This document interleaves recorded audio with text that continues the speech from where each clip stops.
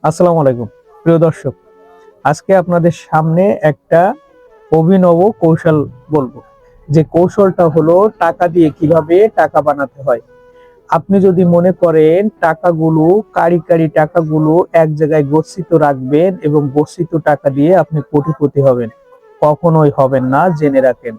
টাকা দিয়ে টাকা বানাতে হলে প্রথমে টাকাকে ইনভেস্ট করতে হয়, অর্থাৎ রিসাইক্লিং করতে হয়। আজকে আপনি টাকা যে টাকাটা গচ্ছিত রাখবেন, মনে করেন আপনি আজকে 100 টাকা আপনার লক্ষ্মী ঘটে গচ্ছিত রাখলেন। এখান এখন আজকে 100 টাকার যে জিনিসটা পাবেন, এখান থেকে 1 মাস পরে সেই টাকায় সেই জিনিস পাবেন না। ধরে নিন আপনি 100 টাকা দিয়ে 1 কেজি খেজুর কিনবেন। এই খেজুরির দাম আজকে যদি 100 টাকা হয়, এখান থেকে 1 মাস পরে ওই খেজুরির দাম হবে 110 টাকা। তাহলে কি হলো? আপনার 100 টাকার মান কমে দাঁড়ালো 90 টাকা। অর্থাৎ আপনাকে আরো 10 টাকা ইনভেস্ট করে কিনতে হবে খেজুর 110 টাকা দিয়ে। সেক্ষেত্রে আপনার টাকার মান কিন্তু কমে গেল। অতএব যে টাকাটা আপনি গচ্ছিত রেখে ভাবছেন আপনি কোটিপতি হবেন, লাখপতি হবেন, কখনোই হবেন না। আপনি চাইলে আপনার ওই 100 টাকা ওই দিনই ইনভেস্ট করে ফেলুন। যে কোনো জায়গায়, যে কোনো ব্যবসায়, যে কোনো একটা ইনভেস্ট করে ফেলুন। দেখবেন ওখান থেকে আপনার একটা নির্দিষ্ট সময়ের পরে ওই 100 টাকা আপনাকে বেনিফিট আকারে দিবে কত টাকা। ধরুন আপনি একটা মুরগি কিনলেন 100 টাকা দিয়ে।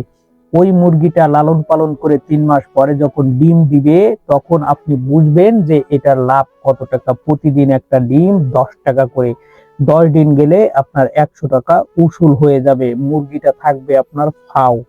অতএব এবং আরো একটা সুবিধা আছে, যেহেতু এটা বংশ বিস্তার করে, আপনি চাইলে আরো বংশ বিস্তার করাতে পারবেন এবং টাকা ইনভেস্ট করে আরো টাকা আর্ন করতে পারবেন।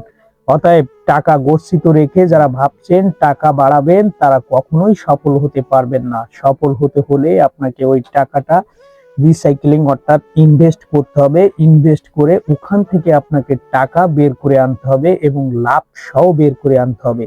যে টাকাটা আপনি ইনভেস্ট করছেন ওইটা সহ লাভ সহ আপনি আরো ভবিষ্যৎ প্ল্যানে ইনভেস্ট করার জন্য বড় পরিকল্পনা আঁকবেন।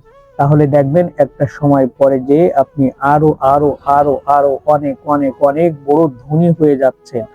অতএব আমাদের সেন্টিমেন্টাল বা মধ্যম সমাজের যে জীবনটা, সেটা চায় টাকা গচ্ছিত রেখে কিছু করার জন্য। যে কারণে তারা লং টাইমে কখনোই বড় লোক হতে পারে না বা কখনোই কোটিপতি হতে পারে না। তারা ওই একটা মধ্যম সেন্টেন্সেই আটকে যায়। কিন্তু যারা দেখবেন বড় বড় ব্যবসায়ী, বড় বড় কোটিপতি, তারা ঠিকই টাকা ইনভেস্ট করে এবং ওখান থেকেই টাকা লাভ করে এবং তারা কর্মসংস্থান সৃষ্টি করে, টাকা বৃদ্ধি করে, ব্যাংক ব্যালেন্স করে, বাড়ি গাড়ি সবকিছু করে ফেলায়। অতএব টাকা ইনভেস্ট করুন, টাকা বানান। আসসালামু আলাইকুম।